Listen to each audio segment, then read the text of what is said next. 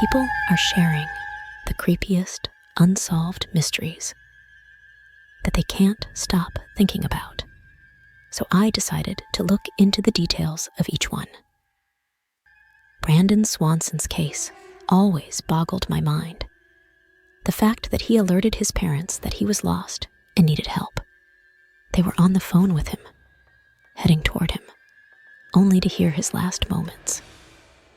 To know they were so close is so terrifying.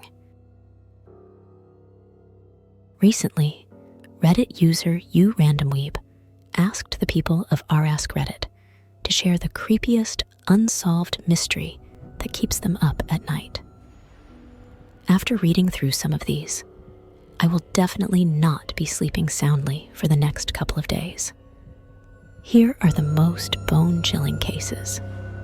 Warning: disturbing and graphic content ahead. 1. Relisha Rudd. A young girl goes missing after being put in the care of an older man. There's an expression: when everyone is watching the baby, no one is watching the baby.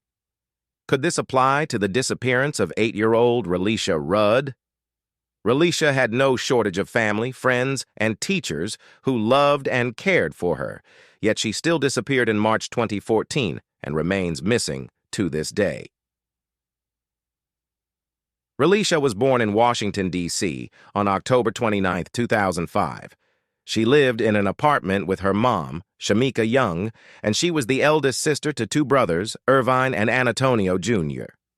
Relisha took her role as big sister seriously and even acted as a mother figure. Family members say that Relisha loved playing with her little brothers, helping them with chores, and didn't hesitate to admonish them if they did something wrong.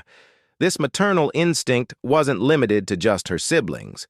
Her grandmother recalls how she even offered to help other parents with their babies, offering to change their diapers, push their strollers, feed, and burp them. Relisha was described by family members and teachers as kind-hearted, friendly, lovely, and very sweet. If you listen to some of their stories on the podcast Through the Cracks, you might be inclined to call her spunky. Relisha's mother says that her daughter was the kind of person that everyone immediately fell in love with. She was everyone's best friend. In 2012, Relisha's family moved into a shelter which was formerly D.C. General Hospital.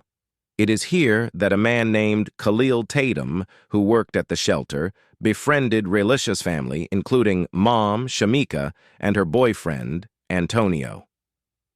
On March 13, 2014, after reaching 10 unexcused absences at Payne Elementary School, the school notified D.C.'s Child and Family Services Agency they were told Relisha was under the care of a doctor who would excuse the absences.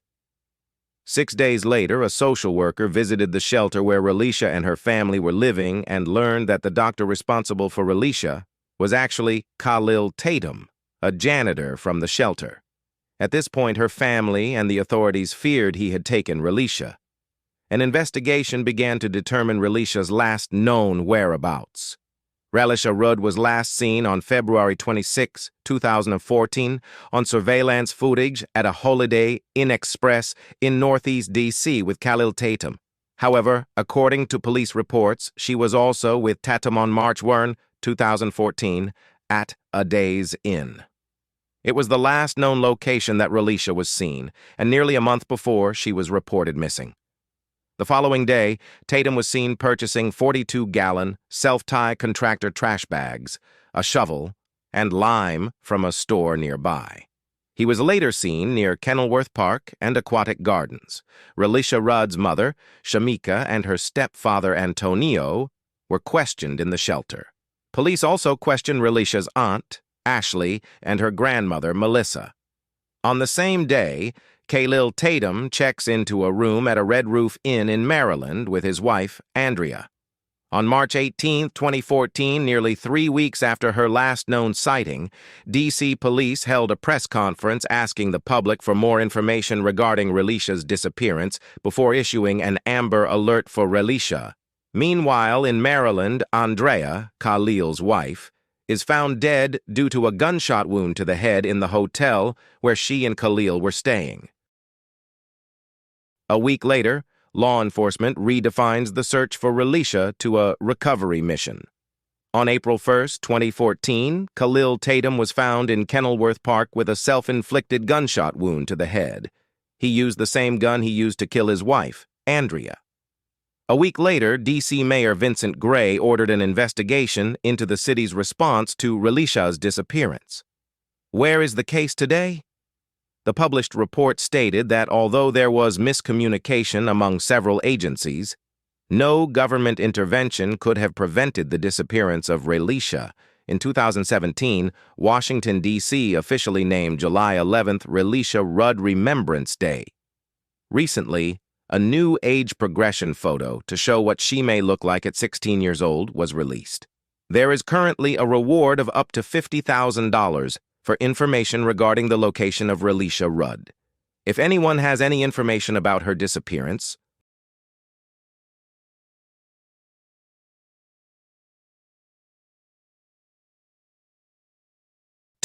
Virginia Sue Piku Noes.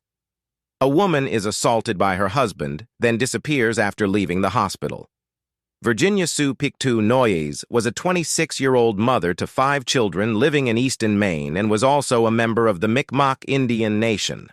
At the time of her disappearance, Virginia was 5'5", tall, weighed around 125 pounds, and had brown hair and brown eyes.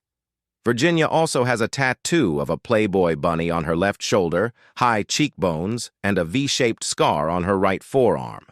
She also has an indentation on one of her front teeth.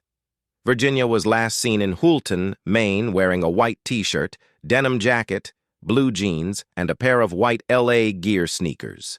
Virginia was assaulted outside of a tavern on April 24, 1993. It was thought that she was assaulted by her husband and his brother. She was then taken to Eastern Maine Medical Center in Bangor, Maine, for treatment. She left the hospital without permission before her checkup was finished. She claimed she had to get home to her children.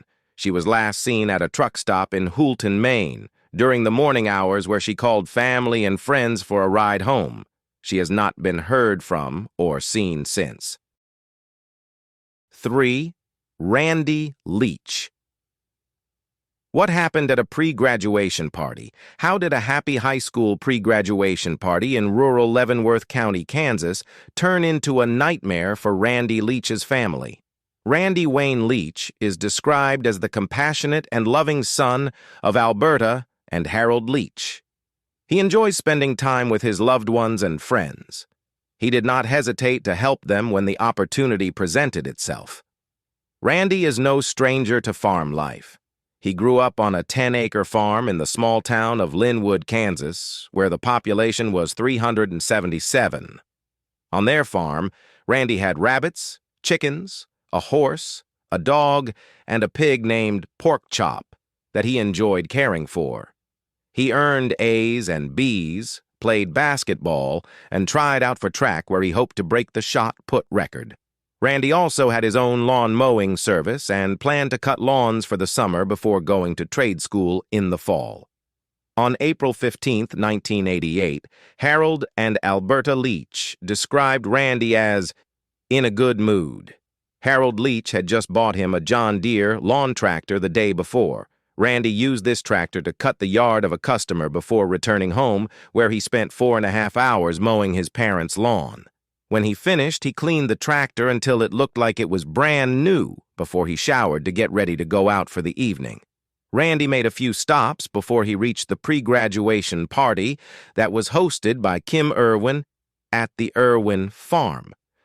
Partygoers say it's strange that no one remembers seeing him leave the party, but we know that his mother's gray 1985 Dodge 600 with license plate LVJ8721 that he drove there also remains missing. The next day, on April 16, 1988, Harold and Alberta Leech of Linwood, Kansas, reported the disappearance of their son to the Leavenworth County Sheriff's Department. To date, neither Leech nor his vehicle has been located, and witness interviews with partygoers have led to minimal leads. A $25,000 reward has been offered for years for information that leads to the discovery of what happened to Leech on the night of the party. If you have information on this case, call either the Leavenworth County Sheriff's Department or the Kansas Bureau of Investigation at 1-800-KS-CRIME or submit anonymous tips to this QR code. 4. Dale Eugene Kelly. 2 weeks after a man vanishes from California, his car is found in New Orleans. Sadly, very little is known about who Dale was and his disappearance. On the morning of May 20th, 1981, at around 8 a.m., Dale called his girlfriend. He later left his home in Carmichael, California, driving his orange 1976 Toyota Celica, to visit his girlfriend in Los Angeles, California. It is not known what time Dale may have left his home, but we do know that he never arrived. Sometime after he left his home, Dale was reported missing to local authorities by his roommate. Dale's car is found across the country. On June 4th, 1981, only around 2 weeks after Dale vanished, his car, an orange Toyota Celica with California license plate number 598TIH, was discovered in New Orleans, Louisiana. Authorities are unsure why or how his car would have ended up in Louisiana. Where the case stands today. Today, Dale's case remains unsolved, with little information available to aid in authorities' investigation. At the time of his disappearance in 1981, Dale was described as a 21-year-old Caucasian man with brown hair and green eyes. Dale was about 5'10", tall and weighed approximately 165 lbs. He has a scar on his left knee and was clean-shaven at the time of his disappearance. The Doe Network also notes that Dale had perfect teeth. Dale was last seen wearing a yellow tank top, medium-sized shirt, Britannia jeans, and white high-top Converse sneakers. Today, Dale would be 61 years old. If you have any information regarding Dale's whereabouts or his disappearance, please contact the Sacramento County Sheriff's Office. Cold Case Investigations at 916-874-5057.